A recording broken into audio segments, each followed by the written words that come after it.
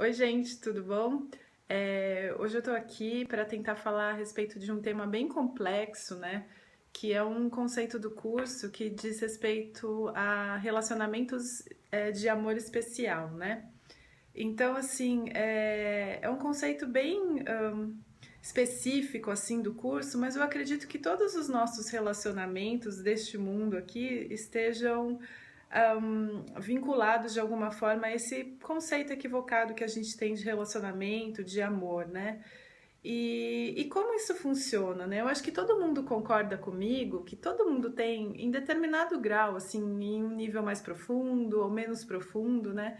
Que todo mundo tem essa sensação de que nos falta algo, né?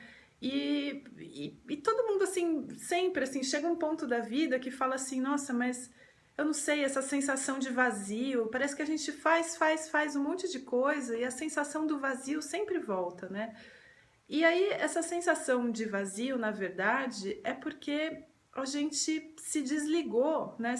Decidiu se desligar de Deus. Na verdade, nós não estamos desligados de Deus, mas nós temos a crença, a ilusão de que estamos, né?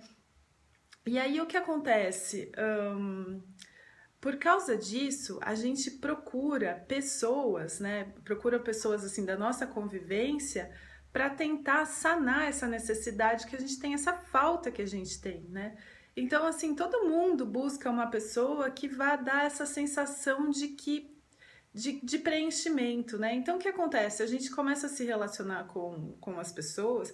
Não precisa, tá, gente? Quando eu falo de relacionamento, eu não estou falando só de relacionamento amoroso, relacionamento de casal, relacionamento a dois. Eu estou falando de relacionamento, assim, no sentido geral, né?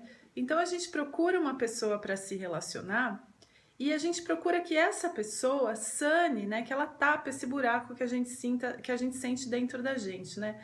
E então essa pessoa acaba cumprindo esse propósito, né, de tampar esse buraco, essa necessidade que a gente sente. E aí o que acontece? Enquanto isso funciona, né, para o nosso ego, tá tudo certo, porque assim, essa sensação de escassez e de falta é do ego, né? E o ego nunca vai falar para você, olha, o que falta na verdade é Deus que está com você. Ele não vai querer que você resolva o problema, mesmo porque se você deixar de ter essa sensação de falta, o ego deixa de existir se você estiver com Deus, né? Então, como nós perdemos essa comunicação com o nosso eu interior, a gente se comunica com o ego e acha que ego é Deus, né? Então a gente se volta para o ego e fala, tá, olha, eu tenho essa sensação gigantesca de falta, o que que eu faço com isso? Você pode me ajudar? Ele fala, claro que eu posso te ajudar. É só você encontrar uma pessoa e fazer com que essa pessoa sane a sua necessidade, fazer com que essa pessoa te trate de uma maneira especial, né? Então a pessoa te faz um carinho, ela te dá toda a atenção do mundo, todas as vezes em que você tá triste, a pessoa te dá o apoio e tudo isso. E aí o que acontece? Você se sente, de certa forma, recompensado por aquela falta que você tem, né? E só que no fundo, inconscientemente, essa maneira que nós temos de nos relacionar com as pessoas traz culpa, né? Então, assim, claro, no nível consciente, a gente acha que ama a pessoa. A troca tá acontecendo uma simbiose, eu amo a pessoa me ama, ela me dá o que eu quero, eu dou o que ela quer. E aí, nossa, que coisa linda esse relacionamento. Nossa, muito bonito de se ver, como eles são companheiros, como eles trocam, enfim. E só que no fundo, inconscientemente, a gente sabe que está usando essa pessoa para sanar as nossas próprias necessidades individuais, ou seja, não tem nada de altruísta no nosso relacionamento.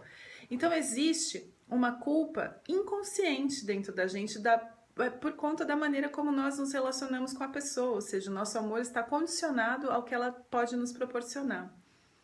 E aí o que acontece? Enquanto a pessoa está sanando nossa necessidade, está tudo certo. Acontece que o ser humano muda. As necessidades dele mudam, né? E aí ele começa a mudar e de repente ele começa a se interessar por outras coisas. E não necessariamente ele vai começar a se interessar por outras pessoas. Pode ser, sei lá, ele descobre que ele gosta de determinado esporte, enfim. E aí o ego começa a se ver em falta de novo, porque para o ego tudo é finito. E o amor, inclusive, também é finito. Então, se ele me dá menos amor, né? Se ele tá dando atenção para outras coisas, se a pessoa tá dando atenção para outras coisas, significa, né, que eu vou ter menos desse amor, eu vou ter menos dessa atenção. E aí o que acontece? Essa culpa inconsciente começa a vir à tona. Então é como assim, como se a gente tivesse quem traz esse exemplo é muito bom, assim, como se a gente fosse um pote de vidro, onde a gente tentasse colocar toda a nossa culpa inconsciente por esse tipo de relacionamento que nós temos com as outras pessoas dentro desse pote. E aí, enquanto a pessoa sana as minhas necessidades, ela serve como uma tampa para o meu pote. E ela fecha a minha culpa e fica ali fechada. Acontece que a partir do momento em que ela começa a se interessar por outras coisas, parece que a tampa começa a abrir e aí a culpa começa a sair.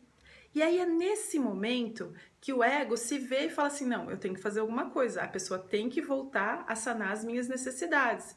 E qual é a maneira que o ego encontra de fazer isso? É incutindo a culpa na pessoa, porque não existe maneira mais efetiva de você conseguir algo de outras pessoas além da culpa, porque ninguém gosta de se sentir culpado. Todo mundo tem medo da punição divina, né? Dessa figura divina doente que nós criamos, não é verdade? Então, aí a gente começa a falar para a pessoa, nossa, fulano, o que aconteceu com você? Você não era assim. Nossa, mas por que você não me ama mais? Você tá virando uma pessoa super egoísta, hein? O que aconteceu? Aí a gente incute a culpa na pessoa, a pessoa envolvida por essa culpa, ela volta a satisfazer as nossas necessidades especiais. Só que vocês concordam que esse ciclo não dá para se manter para sempre, né? É uma coisa antinatural, ou seja, é uma coisa que a gente está forçando para que seja dessa forma, né? E aí o que acontece? E chega lá a determinado ponto em que esse relacionamento não tem mais como continuar e ele acaba se rompendo. E quando esse relacionamento se rompe, o que acontece? A nossa sensação de vazio continua lá. Ela não foi sanada, né? E aí a gente vai buscar a próxima pessoa, a nossa próxima vítima, nossa próxima fonte de tampa para nossa culpa inconsciente ou para nossa falta, né? E aí a gente busca e continua repetindo esses relacionamentos sempre, sempre, sempre, vai repetindo, repetindo, repetindo, né? E quando que isso vai parar? Isso só vai parar quando a gente sanar a causa desse relacionamento, né? A causa não é porque a pessoa não faz aquilo que eu quero, não é por isso que o relacionamento terminou. O relacionamento terminou justamente porque eu tinha essa sensação de falta, né? Então, como que a gente sana essa sensação de falta? E como que eu sei quando eu estou num relacionamento especial e não estou num relacionamento de amor genuíno, né? Ou seja, toda essa manifestação de ciúme, todas as vezes em que a gente sente ciúme de uma outra pessoa ou de algum objeto, é porque a gente acha que vai ter menos disso, vai ter menos daquela pessoa. Porque se ela está dividindo a atenção, eu vou ter menos. Só que isso não é amor, porque o amor é uma fonte infinita, quanto mais se dá, mais se tem, não é assim? Então, enquanto a gente não sanar essa falta que a gente tem, né, a gente não vai conseguir se relacionar de maneira genuína, com um amor genuíno, né? E a gente identifica que a gente está num relacionamento especial quando o nosso relacionamento exige exclusividade. Ou seja, a pessoa só pode ser para mim. Gente, eu não estou falando de relacionamento aberto, não estou falando de poligamia, por favor, não entendam isso, não é disso que eu estou falando, né? Mas a gente entende que, por exemplo, se a gente for casado, né, e o marido tiver um bom relacionamento com a mãe, qual o problema? O amor é infinito, né? Então a gente começa a se relacionar de uma maneira santa com as pessoas, de uma maneira genuína, quando a gente entende que todas as pessoas estão ali na nossa vida porque nós escolhemos. E nós escolhemos a pessoa X ou a pessoa Y, né? Porque nós temos lições para aprender e ensinar para essa pessoa, existe uma troca, mas isso não faz com que as outras pessoas de nossa convivência, ou seja, que tenham no nosso mundo uma hierarquia menor, por exemplo, não é porque a pessoa é minha mãe que eu tenho que amar mais, se for a sua mãe eu tenho que amar menos, não existe essa hierarquia, né? A gente simplesmente compreende de que o amor é igual para todo mundo, né?